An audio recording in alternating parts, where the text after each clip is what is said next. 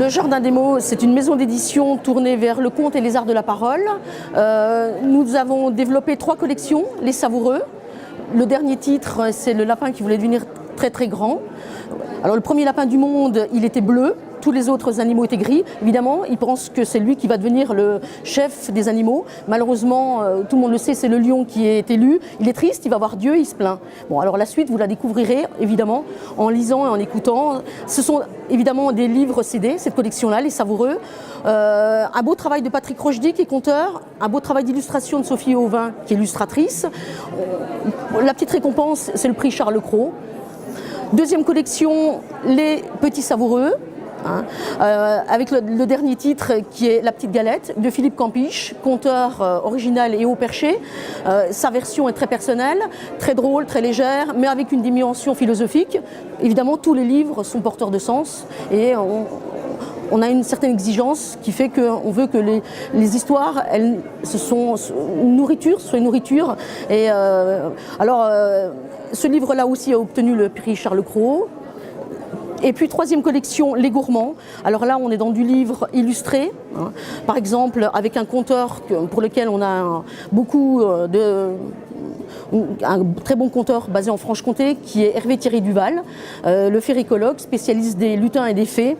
Et on en a réalisé 2, dont La Fémiote, Le Lapin de Noël, mais il y a un troisième qui va bientôt sortir, qui sortira le 20 septembre. Le petit garçon qui n'aimait pas les livres, qui est illustré aussi par un illustrateur qui est basé en Haute-Saône aussi, et qui s'appelle Virgile. Voilà. On est toujours dans des histoires qui sont évidemment porteuses de sens, qui s'adressent à des enfants, mais il y a aussi une dimension pour l'adulte qui va lire l'histoire, parce qu'il y a des petites allusions que seuls les adultes peuvent comprendre. Et je pense que voilà, c'est aussi une façon de faire plaisir à la maman ou au papa quand ils partagent une histoire. Voilà, on joue avec la langue, hein, on est dans une vraie belle langue qui est à la fois avec du vocabulaire qui parfois peut être un peu difficile, mais qui va ouvrir l'enfant à un monde extraordinaire. Et alors, cette collection Les Gourmands, il y a, pour se faire plaisir, une recette de cuisine et qui peut, par exemple, être offerte soit par un pâtissier, soit par un traiteur, soit par un restaurateur. Et là, on a eu le plaisir d'avoir la mousse au chocolat, offerte par le Pochon Magique à Belfort. Voilà, on est dans du livre qui, vraiment, où on essaye d'avoir une exigence. Et les histoires, pour nous, c'est important de les partager.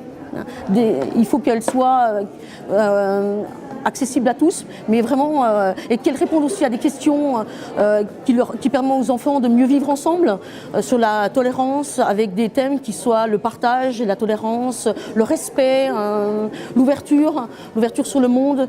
Voilà, c'est des sujets, des thèmes de société qui nous sont vraiment